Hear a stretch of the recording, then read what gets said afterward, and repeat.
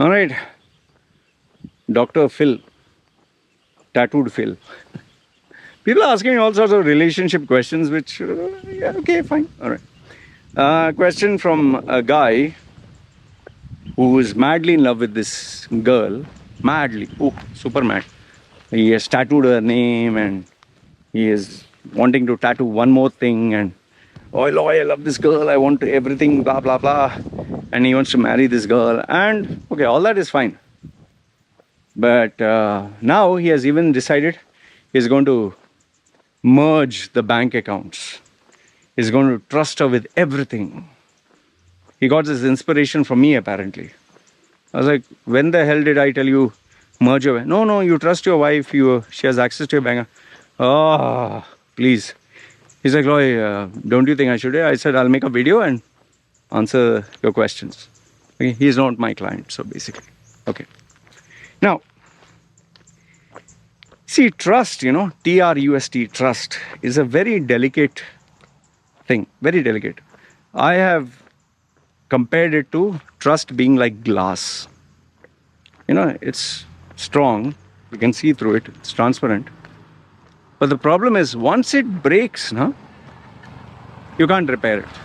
Once it breaks, game over. Then you can, after it breaks, you can put super glue. You can't. Glass is broken, finished. Finito, end of story. So trust is like that. It's like glass. So now the question is, who can you trust? And should you trust? Or when can you trust? Like, for example, now I trust my wife. You think there is no possibility that she can cheat me? 100% she can cheat me.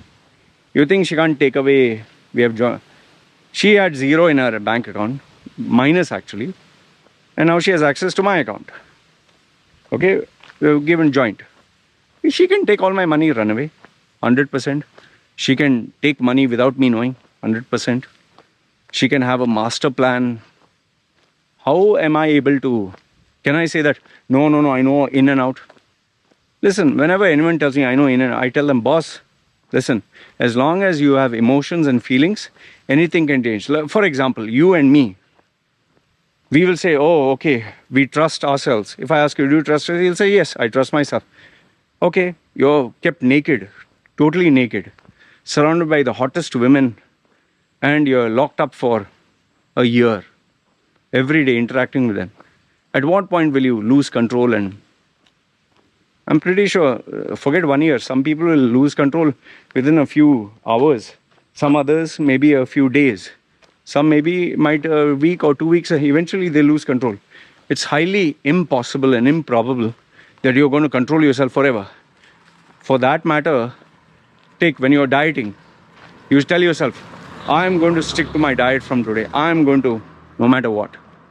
But then why is it you fail? Because a person with emotions and feelings has temptations, has urges, and we fail. You'll say, oh, I'll not masturbate, I'll no fap. Okay, but at some point you lose control, right? Oh, I'm not going to eat sweets and chocolates and this and that. Some point you fall for it. Oh, I'm going to get up on time every day. At some point you lose control, right? You say, no, I'll sleep 5 more minutes. So all of us, regardless of who we are, we can't trust ourselves 100% because we are bound to fail. So then it comes to, oh, Loy, then can't your wife cheat you? 100% yes. So then the question comes, so what is the solution? It's very easy, very simple. I tell people, the solution is trust but verify. Pay attention, huh? Trust but verify. Now what do I mean by that? Say, my wife has access to my bank account, I told you. She can take money anytime she wants, no questions asked. But now, when I'm busy, I've been with her 6 years. How do I know if she's going to take 10, 20, maybe $50, which is hardly anything, without my knowledge? So that is why, in my bank, I have a facility. Every time someone withdraws from the bank, I get a message. Okay? So I'm aware who uses for what. Get a message.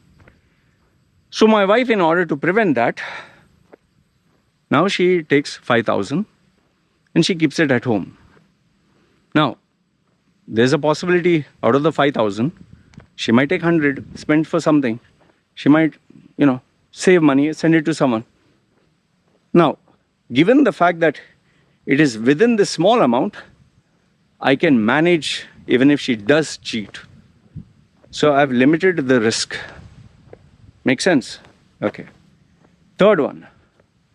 I know for a fact that my wife has temptations, feelings, emotions. Maybe one day someone can brainwash and tell her, hey, I love you and you'll have a better life and just take the money, I'll give you the life of your dreams.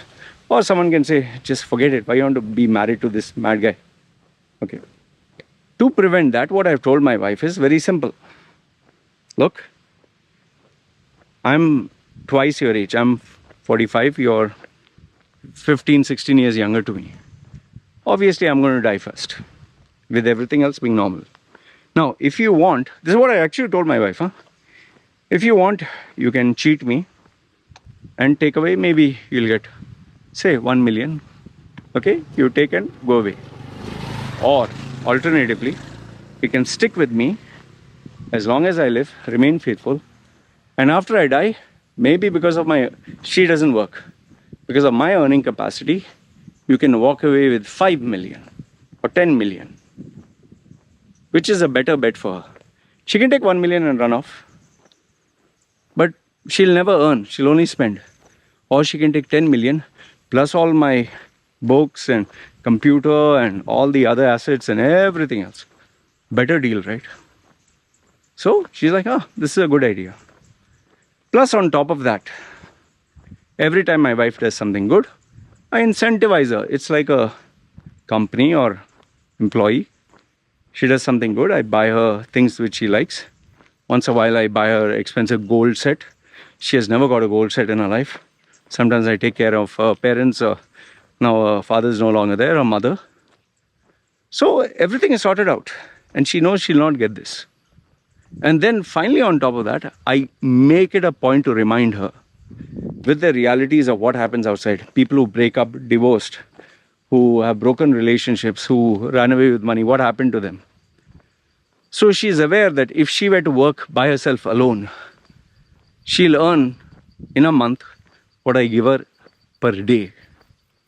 She knows for a fact, alone, she can't take care of the baby. So I made sure even the person I selected is not able to stay independently without my assistance.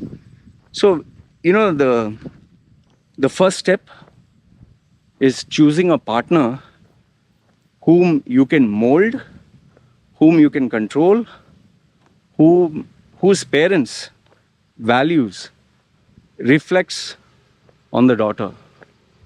And given the fact she came from a background which was very simple, she doesn't smoke, she doesn't drink, she doesn't socialize, she's not hyperactive on social media, putting all her nonsense problems like some other people.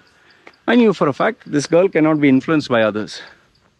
And last and not the least, all her passwords of all her social media, I have it.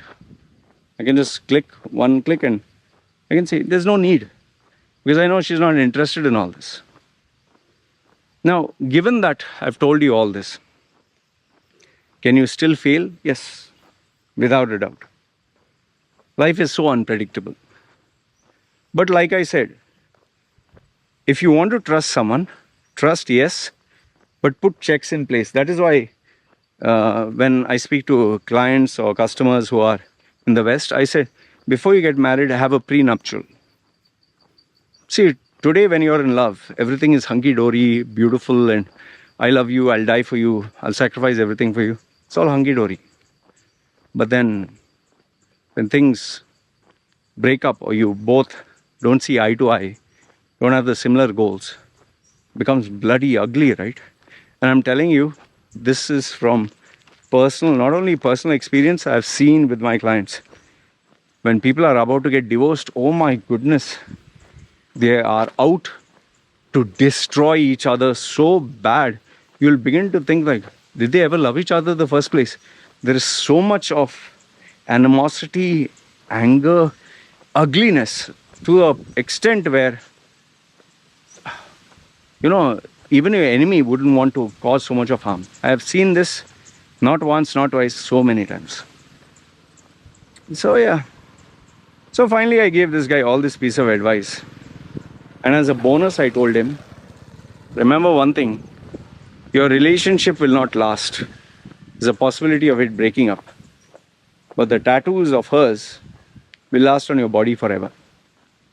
So keep that much in mind. Relationships don't last forever, but the tattoos will. So yeah, what do you think? The advice that I gave, was it practical? Makes sense? Would you trust your partner 100%, all passwords, all, bank account details? And if not, what is the solution? How do you keep checks in place? And remember, if your partner is earning like you, keep separate bank accounts, separate, everything separate. Expenses cut down right to the center. You do your thing, she does her thing, and then you have together the expenses that you pay. Otherwise, there will come complications. And when complications come, egos start to clash, and then everything goes downhill from there. Anyway, what I wanted to share with you guys. Good, bad, ugly, let me know your thoughts in the comments below. Feel free to tell me what you think. When signing off, you guys take care. Ciao.